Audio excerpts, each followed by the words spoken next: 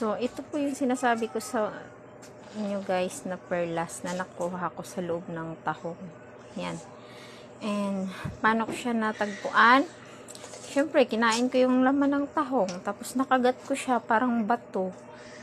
Tapos, kinuha ko. Pagtingin ko, puti siya. Yan. Para siyang mata ng isda. Yan. Perlas siya. And first time kong nakakita ng perlas na talagang ako yung nakakuha sa loob ng lamang dagat. Di ba?